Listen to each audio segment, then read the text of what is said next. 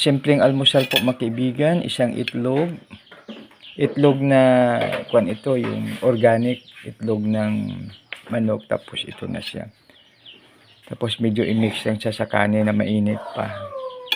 So yan, no? Simpleng almusal mga kaibigan, no? Hindi nalulutuin ang itlog. I-mix na lang po sa mainit na tapos mayroong coffee. So okay na siya mga kaibigan pag mayroong coffee, no? Kaya simpleng almusal. So may itlog ng manok, mayroong coffee, yan.